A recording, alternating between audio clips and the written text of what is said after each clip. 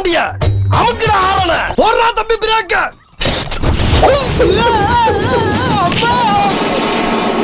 நல்ல வேலை எவனும் பாக்கலப்பா. சொன்னாப்பானா லேசா தான் இருக்கு. எப்பயும் போல ரெகுலரா போய்கிட்டு யாரும் ரசிக்க முடியாது. ஆமா எத்தனை ஒரு பஞ்சாயத்தடா முடிச்சு வச்சு பாரு. நமக்காக அம்பட்டு போலும் பிள்ளை குட்டியோட வெயில்ல காத்து கிடக்குறாங்களே. யாரும் அவனுக்கு கிடமாடி மாதிரி வருது. இவன் என்ன குரங்க விட மோசமா தவறா? இதெல்லாம் குரங்கைய பாத்துச்சுன்னா அவமானத்துல சூசைட் பண்ணி தொலைஞ்சிருமே. இன்னைக்கு கூட போறவங்க சொல்ல தாங்க முடியலையே. எங்கடா போறாங்க? எங்கடா போறாங்க? எங்கடா போறீங்க எல்லாரும்?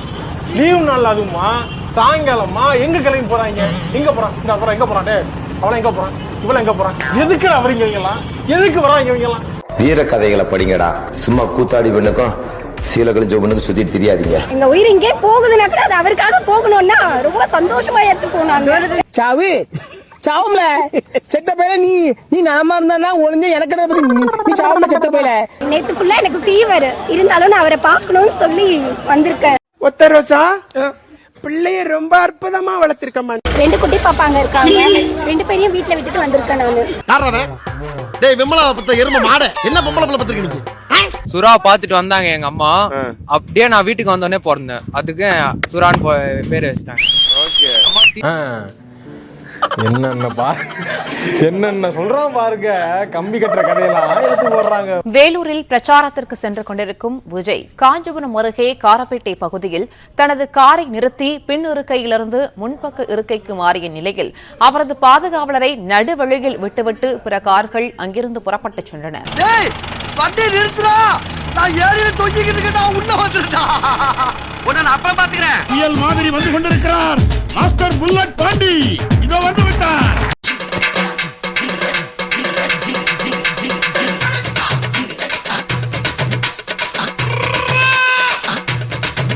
அவனை சொல்லி நிறுத்துங்களா? அவன் நிறுத்துற அந்த லூசுக்கு மட்டும் வந்துட்டே இருக்கான். வர நிறுத்துற அவனை.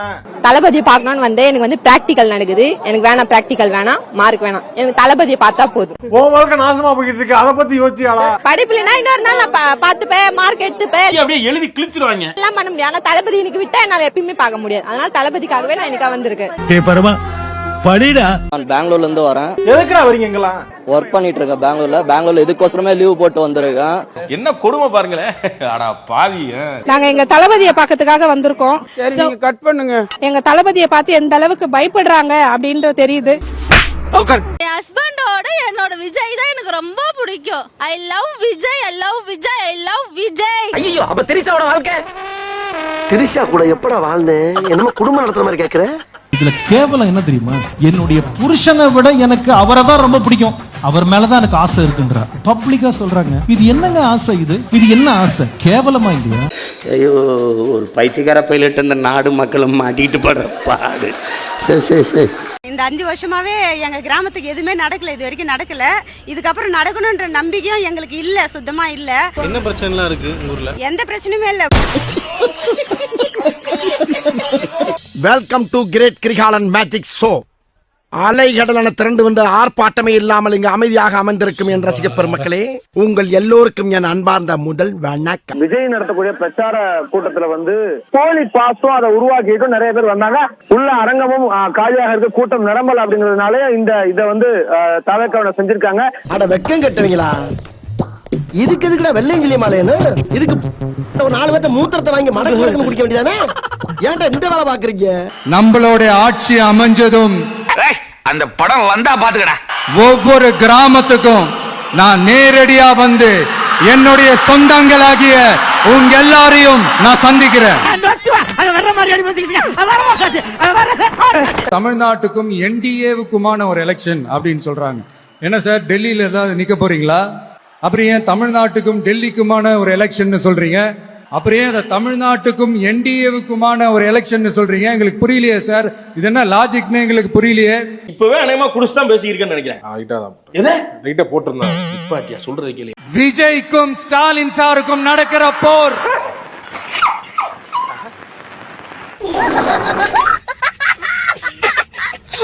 ஒட்டுமொத்தமா எல்லாருமா சேர்ந்து ஒருத்தனை எதிர்க்கிறாங்க.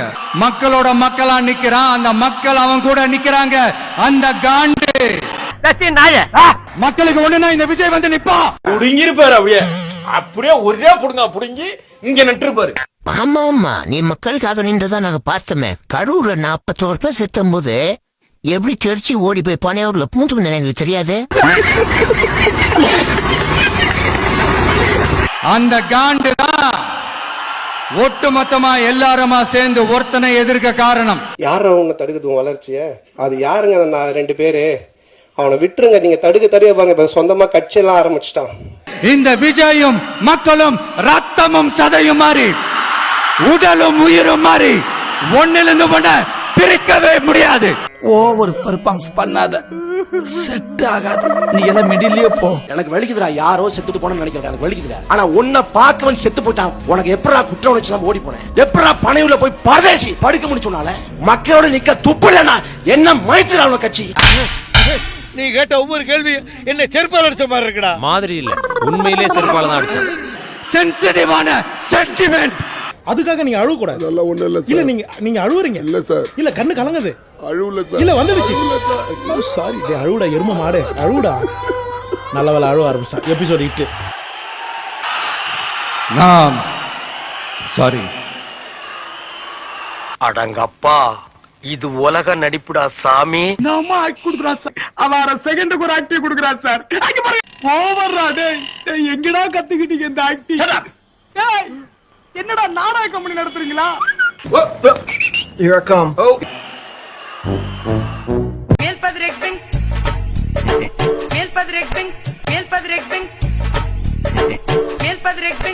இங்க வா. ஐயோ ராடுகாரப்பே. ரெண்டு பேருக்கு நடுவுல ஒண்ணு இன்னொன்னு. அது சொல்றத கிட்டோம், நீ எதனா மாத்தி சொல்லு. எங்க போனாலும் இதையே சொல்லிட்டு சுத்திட்டு இருக்க. ஒவ்வொரு இவிஎம் மெஷின்லயும் விசில் சின்னத்துக்கு நேரா இருக்கிற அந்த பட்டனை பச்சக்கு பச்சக்கு பச்சக்குன்னு ஒரு அழுத்த அழுத்துங்க. எப்படி?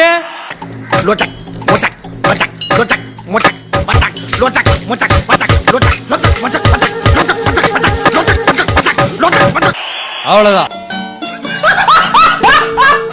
இத 4 விஷயத்தை நீங்க செஞ்சாலே போதும். விசில் சின்னத்துக்கு நேரா இருக்கிற அந்த பட்டனை பச்சக்கு பச்சக்கு பச்சக்குன்னு ஒரு அழுத்த அழுத்துங்க. அவ்வளவுதான்.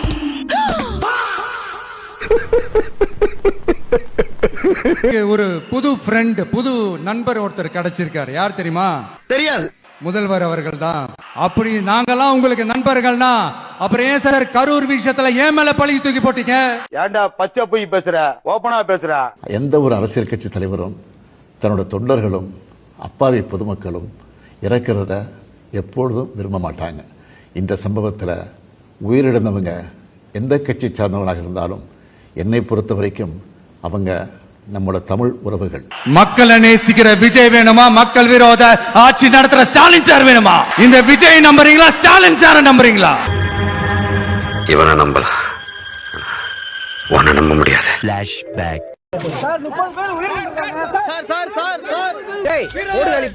இவனுங்க எல்லாம் போர் வீரர்கள். ஸ்டார்ட் பண்ணு.